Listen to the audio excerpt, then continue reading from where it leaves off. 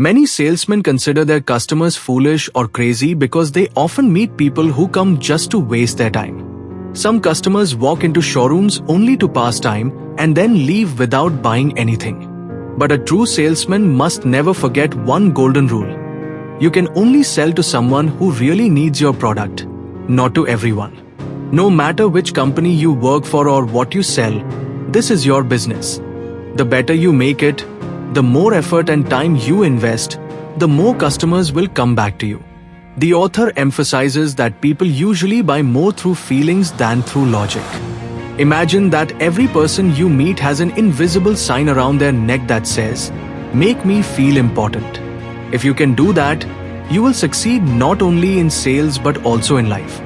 This is exactly what the book How to Sell Anything to Anybody by sales and marketing expert Joe Girard teaches. The book shares his valuable lessons from a long and successful career, where he focused on building strong relationships with customers and making sure they felt satisfied. The author shares an example. Once, a customer who organized funerals came to buy a car. Joe asked him, on average, how many people attend a funeral? The man replied, around 250 people. Another time, at a wedding reception, Joe met a catering manager who said that at an average wedding about 500 people attend, 250 from the groom's side and 250 from the bride's. This highlights something important. An average person influences at least 250 people in their life. They are the people who are close enough to attend a wedding or a funeral. For a salesman, this number is crucial because if you make one customer unhappy, you may lose the chance to sell to 250 more. But if you satisfy one customer, they will talk positively about you to those 250 people, and some of them may become your future customers. That is why every single customer should be treated as a valuable customer.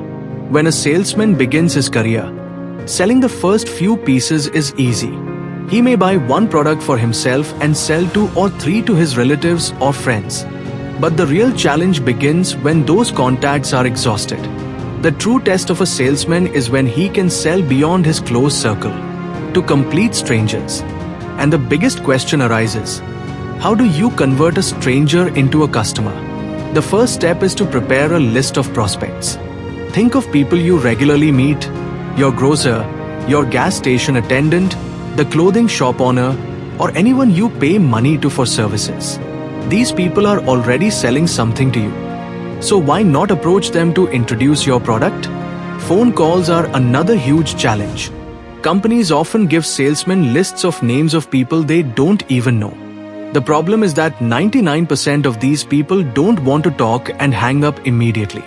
Why should a stranger listen to you? The answer is reference. Without a reference, most people won't even start a conversation.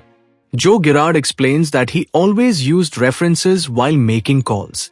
For example, when a wife answered the phone, he would say, "This is Joe, the car salesman. Your car is ready. When are you coming to pick it up?" The woman would be surprised and say, "We didn't order any car." Joe would then ask, "Is this Mr. So-and-so's house?" The woman would correct him, saying, "No, my husband's name is Stephen." Joe would then apologize and before hanging up casually ask, "Are you planning to buy a new car?" Many times the woman would reply, "Not me, but my husband keeps checking." Now Joe had the reference he needed.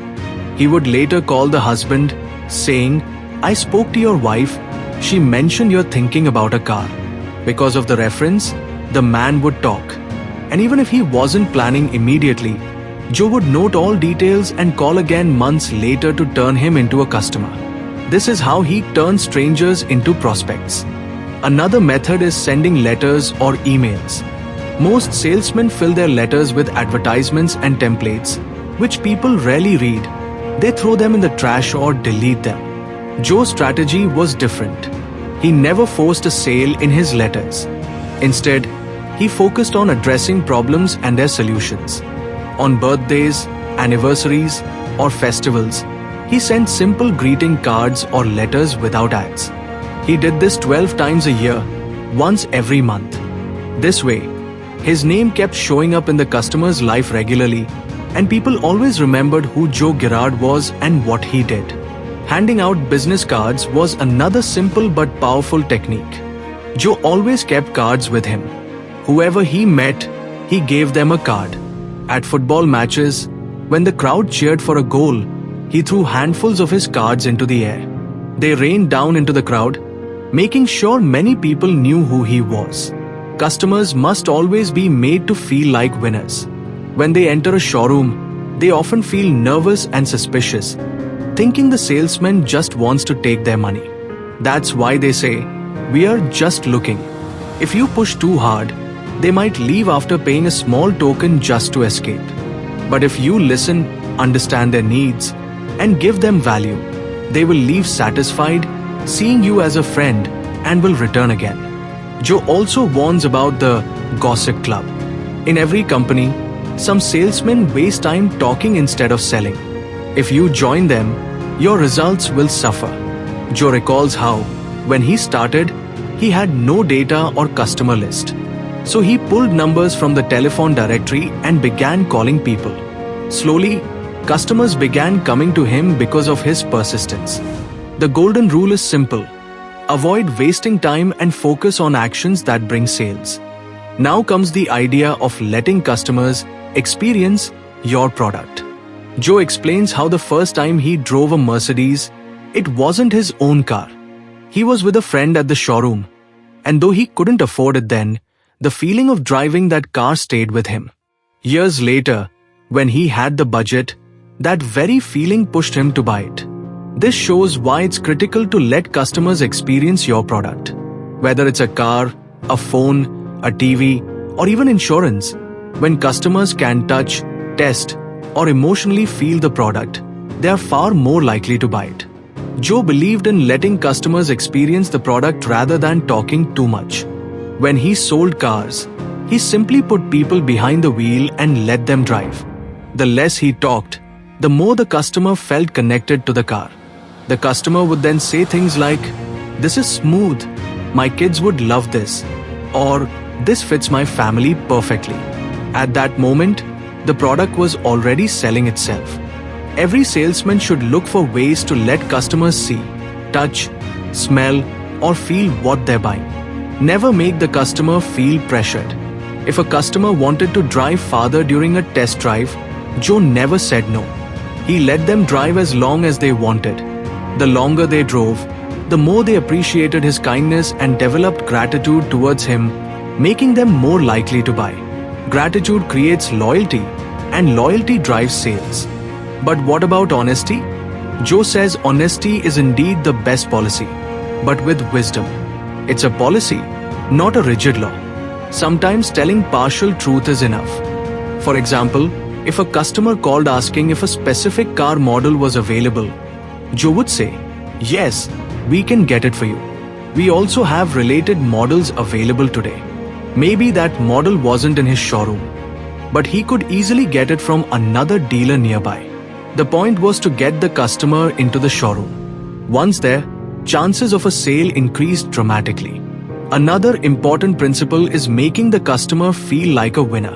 When customers walk in, they often see salesmen as enemies, and salesmen see them as time wasters. This creates a battle. If both keep this mindset, both will lose. The solution is to build trust, not conflict.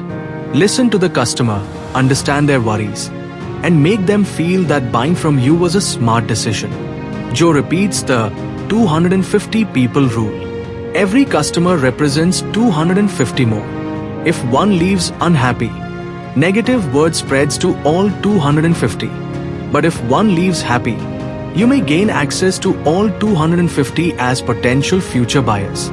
Therefore, focus not only on the immediate sale but also on long-term satisfaction. Time management is another critical lesson. In companies, many employees waste hours gossiping. Joe calls this the gossip club. Time spent here is money lost. Money comes only when you are talking to prospects, not wasting time. He stresses that each minute must be used productively. Making calls, sending letters, meeting people, handing cards, or arranging test drives. Emotions are stronger than logic in sales. If you can connect to a customer's feelings, the sale becomes natural. For instance, when selling life insurance, if you remind the person that their family will be secure even if something happens to them, the purchase becomes emotional, not logical.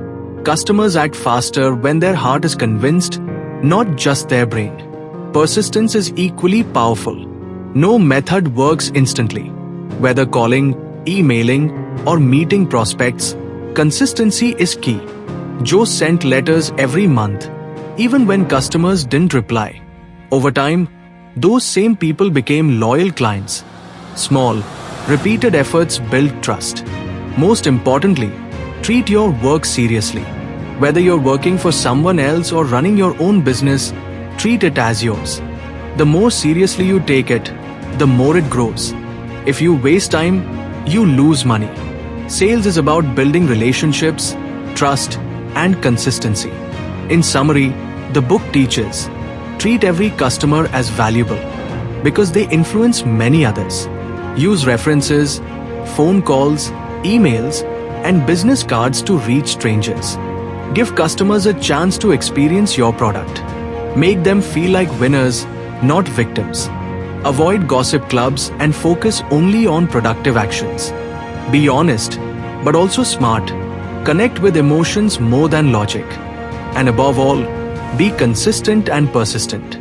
Joe concludes that if you practice these rules, you won't just succeed in sales, but in life. Because true success is not about selling a product. It is about building trust, relationships, and being remembered for the value you provide. Thank you for being with me on this journey.